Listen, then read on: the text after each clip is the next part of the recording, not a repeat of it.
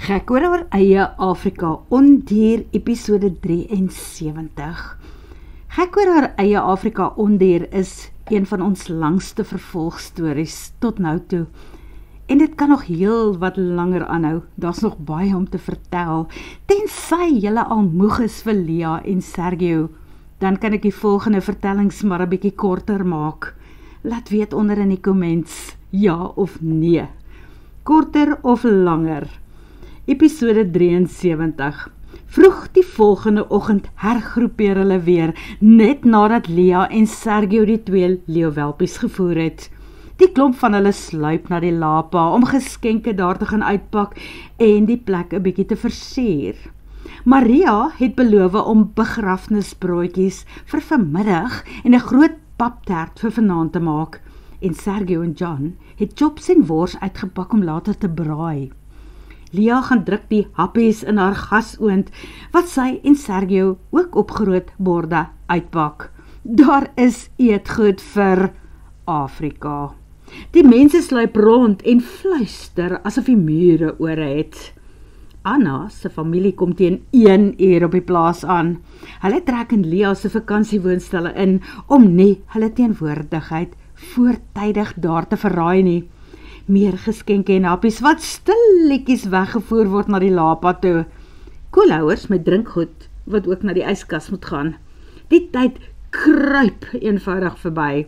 Daar is meer ure om op hierdie dag dood te voeter as wat daar ure in die afgelope week was. Uiteindelik is dit tyd dat hulle almal in die Lapa moet gaan wegkruip. Maria verskyn eerste met groot borde, piepklein fyn toebroodjies tussen blaarslaai en kersietamaties. Sy hou vinger voor haar mond. Stil, hulle is op pad. Manuel is agter haar met 'n trolly vol glase, fonkelwyn en sap. Uiteindelik verskyn Jesu en Anna.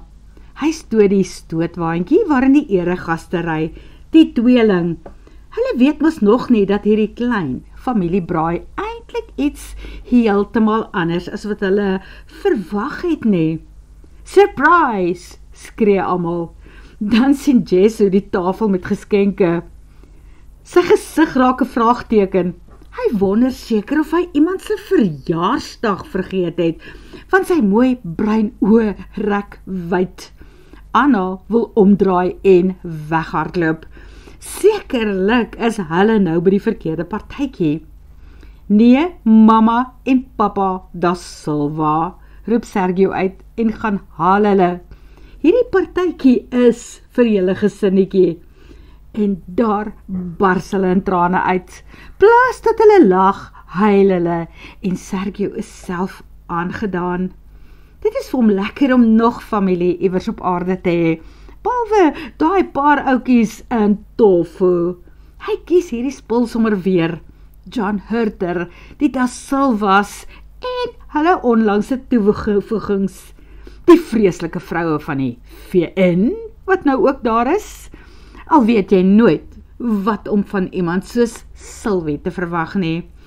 Maar veral is sy hart lekker oor Lia, wat nou self 'n traan sit en wegpunt. Sonder haar hier kan Sergio sy lewe nie meer indink nie. Vir Lia is Jesu se trane roerend. Hy was altyd die dapper jong seentjie, 5 jaar jonger as sy, wat vreeslik beskermend was oor haar. Die skaduwee wat altyd saamgestap het as sy die veld ingevaar het. Die een wat na haar kom soek het, as sy haarself vir dae met 'n boek in die kamer toe gesluit het, en haar dan kom pla het. Sy onthou hoe hy soms kom sit het, waar sy en haar ouma potjies uit klei gemaak het. Dan het hy stilletjies gehelp om klei uit te rol, wat in die vorms moet kom.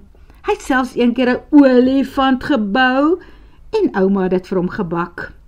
Wel, begin Jesu uiteindelik praat, nadat hy 'n hele paar keer moes sluk om van die groot knop in sy keel ontslae te raak. Ek en Anna het ook planne vir hierdie middag gehad, nou nie naast en by met geskenke en so mooi feestelikheid soos wat julle hier gemaak het nie, en dit nogal met Anna se familie ook, skoonpa en skoonma. Wow, julle, dis lekker. want dit is tyd dat die kleintjies se name bekend gemaak moet word. Noah Manuel da Silva, vernoem na my en Anna se pa. Dit is die man in die geel pakkie. Jesu tel vir Noah Manuel op en kies sy pa se skoot om die dingetjie op neer te sit. En hier is John Sergio da Silva, vernoem na sy peetpa en my ander pa op Hurters Retreat, John Hurter. Jesu kyk rond, wie gaan hierdie enetjie op sy skoot kry? En toe beland die kleintjie in die groen pakkie in Lia se arms. Haar eerste reaksie is om te verstyf en die dingetjie vir hom terug te gee. Sy maak mos nie uit van sulke klein mensies nie. Dan maar net vashou vir al wat sy werd is. Seker maak dat klein John Sergio nie grond toe gaan nie. Toe smelt die dingetjie in haar lyf se kontoure vas en uiteindelik voel dit ongelooflik goed om so klein babietjie vir die eerste keer gemaklik in haar arms vas te hou.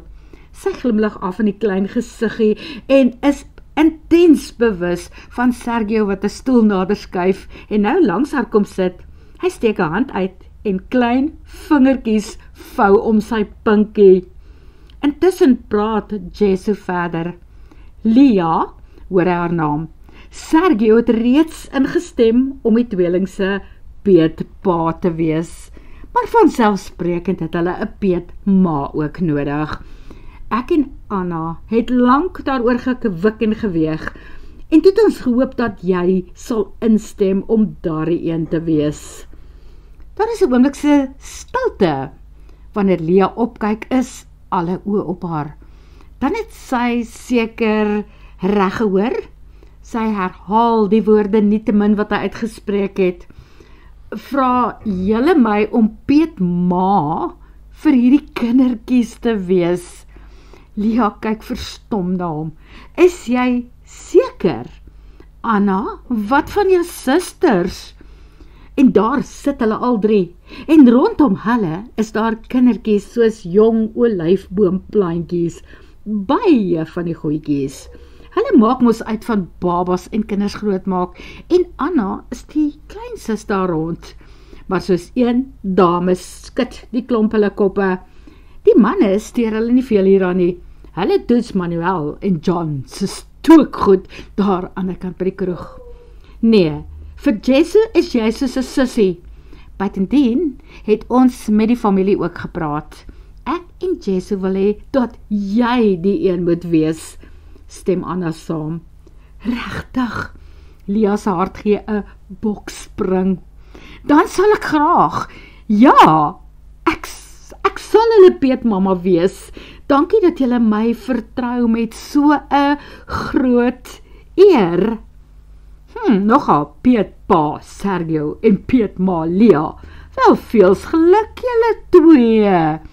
Dit is John wat Sergio se hand kom skud en vir Lia 'n klap soentjie gee. Wel geluk met julle naamgenoot, sê sy deur haar trane. Sy soen die klein man op sy voorkoppie. John Sergio da Silva. Jy het eislike groot skoene om vol te staan, seentjie. Maria beduie. Anna en Jesu, nou beter julle begin om al daai pakkies oop te maak. Ek veronderstel dat die kleintjies binnekort gaan honger wees en dan moet ons alles onderbreek. Toe nie. Anna het 'n kombersie gebring om rondom haar skouers te gooi en toe die eerste enetjie sê, sit sy hom aan haar bors. Later neem Maria en die ander ouma die kleintjies weg om te gaan doeke ruil.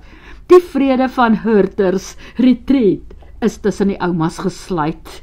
Seker kom hulle agter, daar is nie 'n belangriker of 'n minder belangrike ouma nie. Hulle is albei kosbaar en nodig. Opgewonde maak Anna en Jesu die geskenke oop. Een ding wat hulle ontvang het is, alles is bruikbaar en nodig. Maar Jesu hou die meeste van daardie oud Land Rovers, wat Sergio in Barra vir die kleintjies gekoop het. Hy sal dan maar so lank met hulle speel, totdat die manne groot genoeg is om hulle te waardeer. Maar selfs dan gaan hulle nie toegelaat word om daarmee in die grond of in die sand te speel nie, sê hy. Hy help geskenke oopmaak en wegdra, maar elke kort word die landies opgestaart en dan draai hy oor die bliktafel waarop die geskenke staan. Jesus het selfs vir Gatto met een van die landies agterna en sy blaas en wys 'n kap pootjie na hom toe, wat hom natuurlik lekker laat lag en die wit vlag huis vervrede. Daarna stap Jesus saam met Lea en met Gatto in sy arms, toe hulle die leeu's wil gaan voer. Net gou, want dit raak skemer en teen donker moet die manne se braaivleisvure begin brand.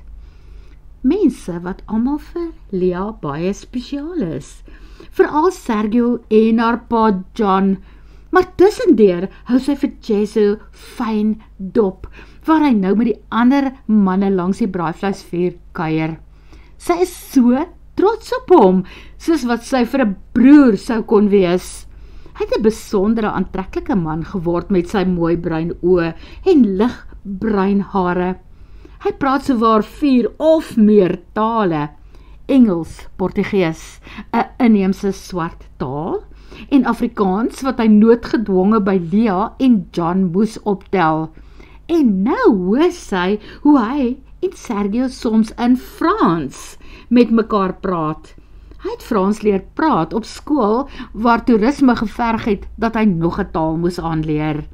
Dan het hy 'n sertifikaat in natuurbestuur en hy is 'n gekwalifiseerde veldgids. Sy grootste belangstelling sal altyd die natuur en die wilde diere rondom hulle wees. As hy 'n kursus kon gaan doen het hy dit altyd met entoesiasme aangepak, soos die laaste een, wat van hom 'n opgeleide slangvanger en hanteerder maak. Maar wat doen hy op die oomblik en waar werk hy nou? Hy is kampbestuurder waar hy en Anna woon.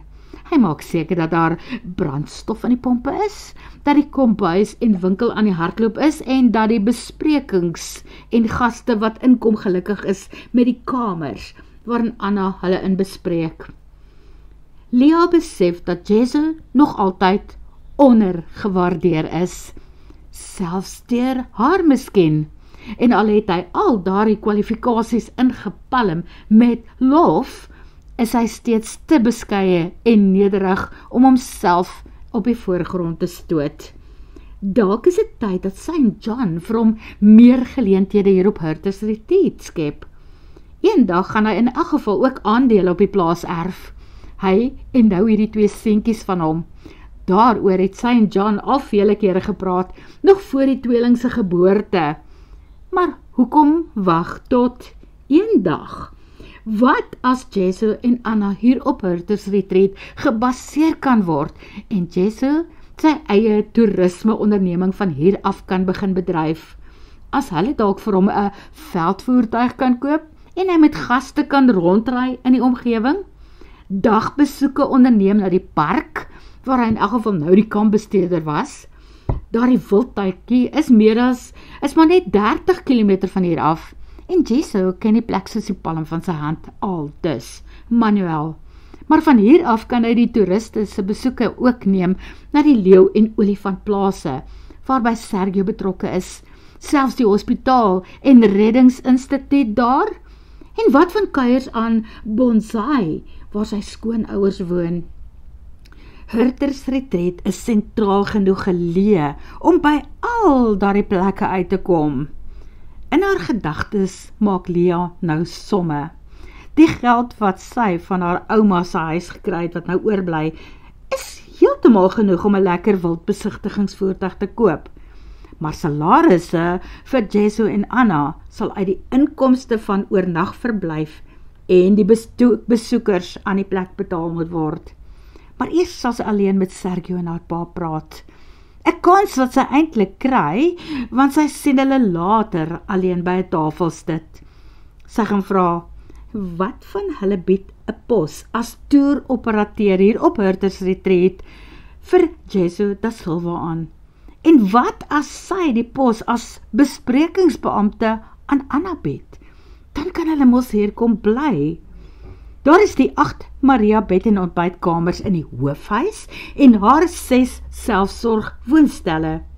Binnekort is daar ook die 8 kampeerstaanplekke langs die vliegveld. John hoef nie self te lank daaroor na te dink nie. Hy sal eintlik daarvan hou as hulle gekose en bygevoegde gesin onder sy dak kan kom bly. Maar maak net seker dat jy vir die man 'n salaris kan betaal. Hy het nou verantwoordelikhede, hy het 'n gesin. Wel, die Franse sal dankbaar wees as daar geld uit ander oorde ook inkom vir hulle missie. Betaalde, gereguleerde gaste wat die projek daar kom besoek. Erken Sergio, dit is duur om met leeu's te boer en te teel. So, as ons toeriste kan intrek, hoekom nie? Jesu luister aandagtig toe hulle later die moontlikheid met hom ook bespreek. Die plan klink vir hom goed. Die park waarby hy en Anna nou werk moet dikwels toeriste wegwys, want die huisvesting daar is te min. En Herders Retreat is baie meer op die toerisme-roete wat die mense neem wanneer hulle by die grenspos deurkom en dan mik vir Beira en Barra in Injambaan daar langs die kus. Intussen hou Jess op sy kleintjies dop. Hulle sweef van een arm na die volgende en Lia besef, sy gaan nogal daarvan hou om peetma te wees, veral omdat dit nie later haar slaaplose aand gaan wees as almal bed toe gaan nie, want die kinders gaan mos terug na hulle eie pa en ma toe. Maar daar is een persoon wat hulle nie sommer net wil laat gaan nie. Sy sit naderhand met al 2. Een in die waantjie voor haar en die ander enetjie in haar arms. En dit is Dr. Sylvie Singh. Miskien besef Haya dat hy haar afgeskeep het, want hy stap van die vuur af weg om te kom hoor of sy nog reg is. Het sy iets nodig? Sy oë op die babas. Ja, Haya, ek het verseker iets nodig, antwoord sy en Lia hou hulle onderlangs dop. Wat kan dit wees? Daar staan 'n wynglas langs Sylvie, die vleis is amper gaar en die slaai is op die tafel daar naby uitgepak. Sylvie staan op en beduie vir Haya, gaan sit daar op die stoel. Soos 'n woefterkind gehoorsaam die man en plak sy boude op die stoel daar naby neer. En wanneer hy lekker gemaklik sit Sylvie vir baba John Sergio in Haya se arms. Dit is nou doodstil daar in die lapa. Almal kyk na hulle. Selfs Sergio en John se aandag is nou net op Sylvie en Haya gevestig. Miskien sê die mooi swartkop doktertjie dit aanvanklik net as 'n grap, maar soos wat Lia vir Sylvie in hierdie tyd ken, is sy waarskynlik dodelik ernstig toe sy sê, dit is wat ek nodig het, Haya, raak gewoond hieraan en vind mooi uit hoe dit werk. Binnekort wil ek presies so enetjie hê. En wat jy nog nie weet nie, is dat ek reeds die sperm donateur daarvoor gekies het. Dit is jy. Lia is oortuig daarvan dat Haya vreeslik kapsie gaan maak daarteen, maar die volgende oomblik kyk hy ernstig in die donker oë voor hom voordat hy antwoord, nee Sylvie, ek is nie 'n spermdonateur nie. Haya staan op en lê die kleintjie versigtig langs sy boetie in die waantjie neer. Almal se oë is nou op Sylvie. Hoe vernederend moet dit vir haar wees? Maar dan praat Haya weer. As jy wil hê, ek moet die pa van jou kind wees, moet jy my trou daarvoor. Regtig? Nou maar goed, Haya, dit sal ek doen, daag Sylvie hom uit. Sal jy asseblief met my trou? En word volgende maand 39 en ons baba moet voor my 40ste verjaarsdag kom. Is dit nie die vraag wat ek moes gestel het nie? Haya skud sy kop weer en daarna gaan hy op sy knieë voor haar af. Sylvie, ek weet ons ken mekaar nog kort, maar ek het nog nooit in my lewe in my 36 jaar 'n vrou geken wat my meer verras en meer opgewonde oor die lewe maak as jy nie. Boonop is jy mooi en slim en jou humorsin grens aan skrikwekkend en skokkend. Maar weet jy wat? Ek kan dit hanteer. So mag ek asseblief daardie vraag stel. Sal jy asseblief met my trou en 'n baba saam met my hê? Natuurlik, pragtige man, sal ek. Goed, wanneer, vra hy. As jy vra wanneer ons trou, is 2 weke van nou af vir jou reg. Gee my net asseblief kans om my broer op te spoor. Dit is my enigste familielid wat nog oor is en ek weier om sonder hom te trou. Reg so, antwoord hy. En as jy vra wanneer die baba kom, sy haal 'n langwerpige voorwerp uit haar sak. Ek skat so oor 8,5 maande. Dit haal die glimlag vir 'n oomblik van Haya se gesig af. Seker gedink hy gaan nog lekker oefen om daardie resepie reg te kry. Nou staan Sylvie al met die bewyse in haar hand, klaar gedoen. Wanneer Haya verleë opstaan, klap almal spontaan hande en Lia besluit, dit was nou mooi en interessant. Geen dag op Hurters Retreat is ooit sonder verrassings nie. Sy is net vreeslik dankbaar dat dit nie sy is wat daardie nuus moes deel nie. Of is sy dalk so 'n klein bietjie jaloers, omdat dit nooit sy gaan wees nie. En wanneer haar oë van Haya en Sylvie na Sergio toe draai, sien sy iets daar wat haar kan laat wens, dat sy dalk eendag met sulke nuus by hom kan kom. Op sy gesig is daar 'n glimlag van vreugde vir die ander se goeie nuus. Verrassing, want dit was onverwags. Hoop, dalk 'n onuitgesproke wens, wanneer sy oë effens hartseer op haar kom rus. En toe wys hy vir haar, kom klim hier onder my arm in, en sy stap haastig nader. 'n Teken dat wat ook al die lewe vir hulle inhou, reg is met hom, solank hy dit saam met haar kan doen. En sy voel eintlik ook so daaroor. Enigiets is reg, solank Sergio deel is daarvan. Word vervolg.